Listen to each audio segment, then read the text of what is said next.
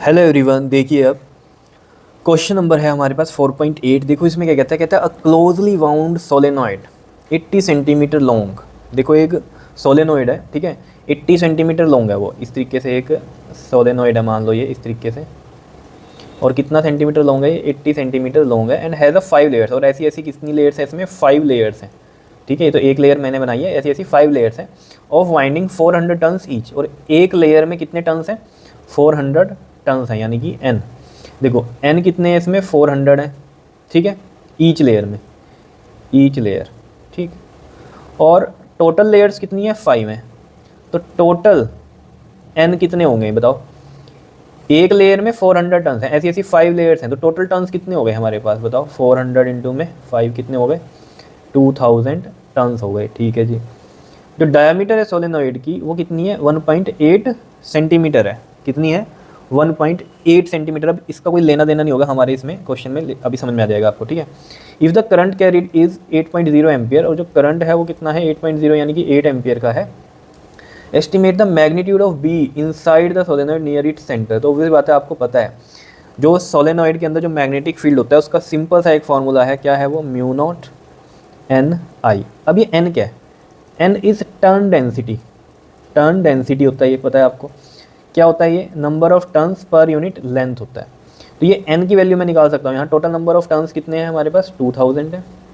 और लेंथ कितनी है इसकी? 80 सेंटीमीटर है, तो 80/100, तो ये मीटर में हो गई। तो 10 से 10, और 2 4 द 8, 2 5 ज़ा 4 5 ज़ा 500 ये, और 5 5 ज़ा 2500 आ रहा है ये, ठीक है जी। तो 2500 पर मीटर आप इसको बोल सकते हो, जो है हमारे पास एन की वैल्यू है, ठीक है। तो ये लगाते हैं अब यहाँ पर हम। देखो म्यू नोट की वैल्यू आपको पता ही है, 4 पाई इंटू में 10 की पावर -7, एन हमारे पास 2500 आ गया, और ये है 8 एम्पियर का। तो सिंपल है, करो इसे सॉल्व। कर सकते हैं, बिल्कुल ईजी है। देखो किस तरीके से हम कर सकते हैं, देखो बहुत ईजी वे में।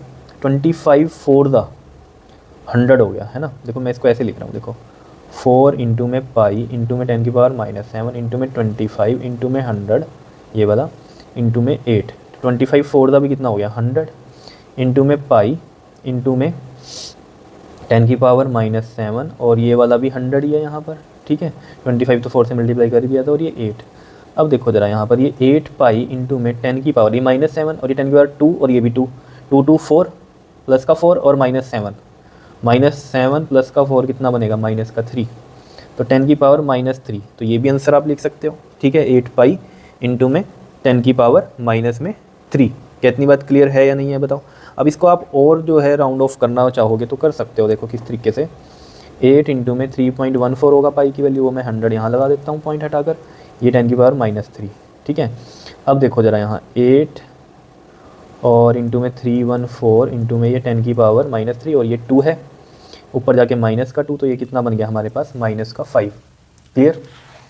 अब देखो ज़रा यहाँ पर, अगर ये -5 है हमारे पास, तो अब सिंपल हम सोल्व कर सकते हैं इसको। देखो 314 है और 8, 8 4 दा 32, 3 8 1 दा और 3 11, 8 3 दा 24 और 1 25, तो ये आ गया आपके पास 2512 इंटू में आ गया ये 10 की पावर -5, ठीक है।